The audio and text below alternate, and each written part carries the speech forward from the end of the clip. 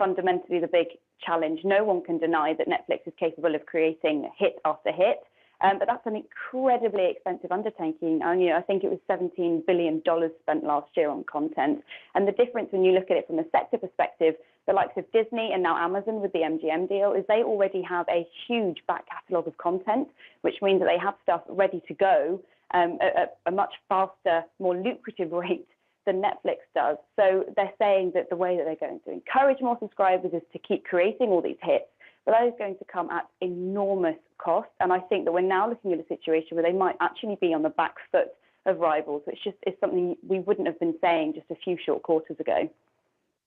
Sophie, let me clarify that then. Are you saying that this is a problem that Netflix management can't solve?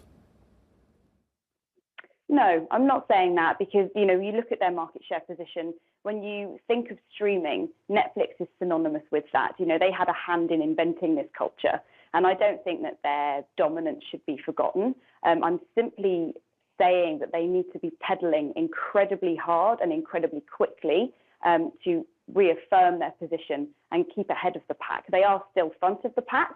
That is until we have the numbers, obviously, from Disney and Amazon over the coming weeks.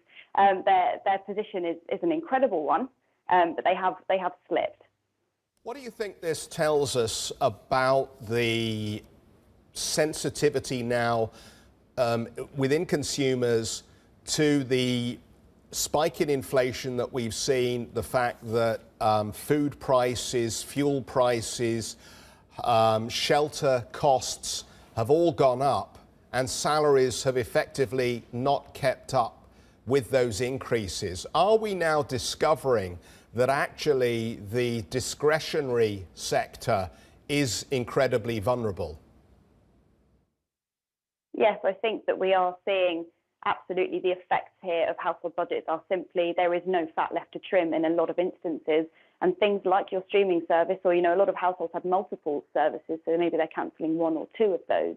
And that's what we're seeing. And I think you're absolutely right there. It's anything non-essential, I think, for a great deal of households, and perhaps at a faster rate than was predicted. Those things are frankly being rubbed off shopping lists.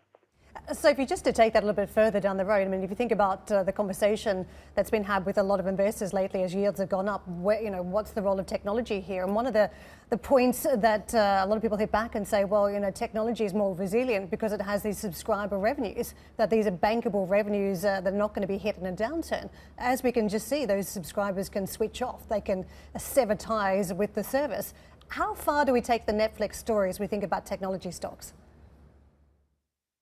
Yes, so you're absolutely right. Subscription-based revenues tend to be massively favoured in the market. They are traditionally stickier. So to see it unwind in this way is definitely slightly unnerving. But I think you can't necessarily put them all in the same boat. There are certain softwares out there that the world doesn't know how to function without anymore. So those subscription revenues are slightly more resilient, I would say. I think subscription-based, but being part of a nice-to-have product, is a bit of a niche combination. So it's not necessarily quite the same criticism that can be levelled there, because yes, it is subscription based, but it's definitely not an essential spend.